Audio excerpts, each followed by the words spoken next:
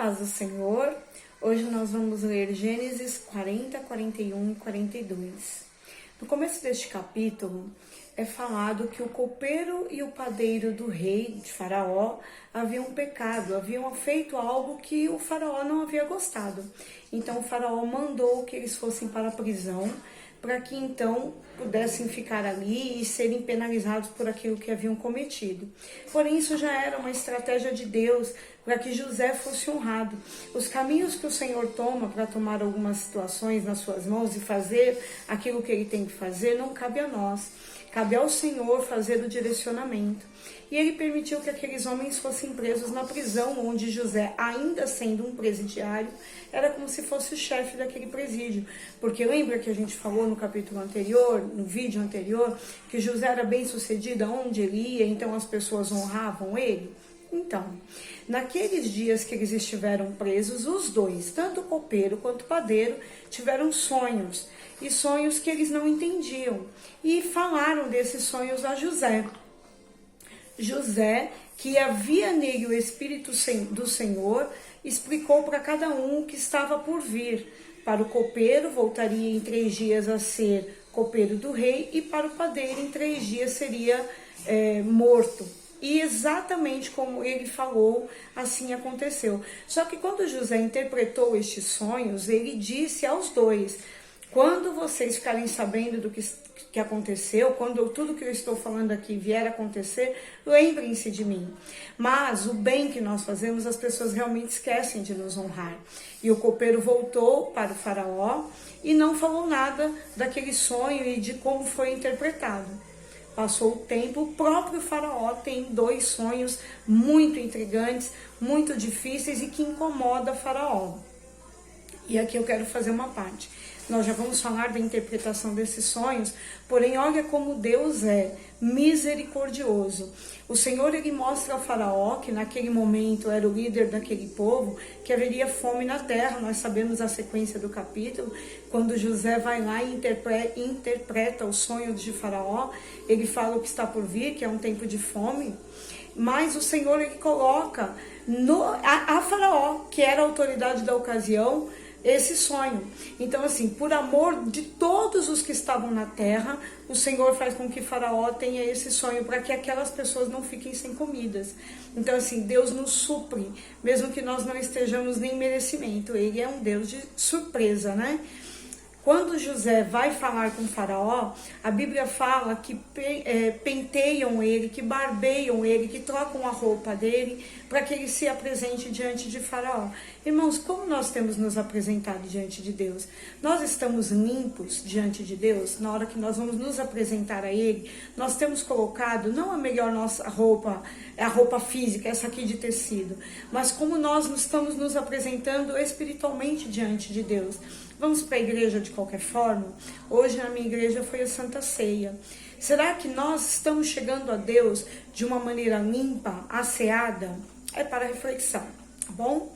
Quando José então se apresenta diante do Faraó e Faraó conta a ele os seus sonhos, Faraó pede que ele interprete, mas ele fala: eu não consigo interpretar, quem interpreta é Deus. Então, se o Senhor achar graça e quiser interpretar, ele vai falar. E foi o que aconteceu.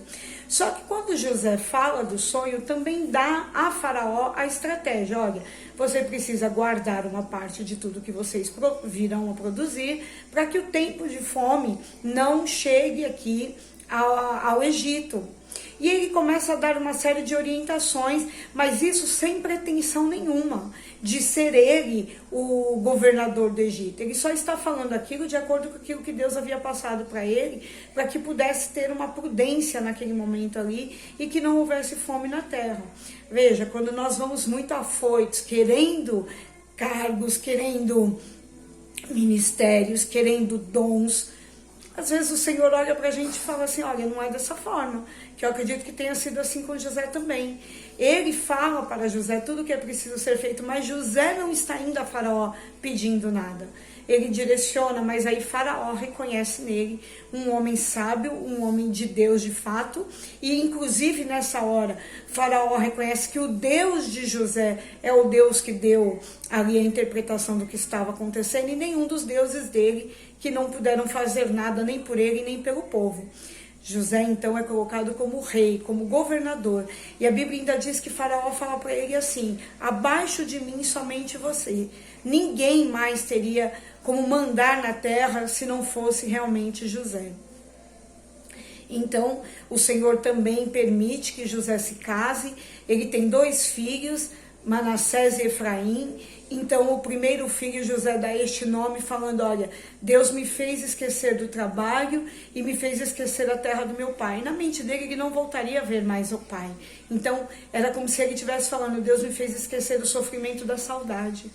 E quando ele tem Efraim, ele fala: Deus me fez feliz na terra da minha aflição.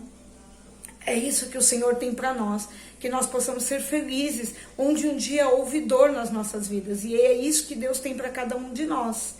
Na sequência do capítulo, José começa então a colher toda a 5ª parte de toda a produção. Ele vai em todas as cidades da região, e é tanta fartura que ele chega a um ponto que ele nem consegue contar. Isso também é um ensinamento. Eu fiquei pensando nessa palavra: se nós fizéssemos esse tipo de coisa com o nosso salário, talvez num momento de desemprego, talvez num momento de doença, talvez em um momento de necessidade, nós não passaríamos tantos problemas, se aprendêssemos a guardar a 5ª parte do nosso salário.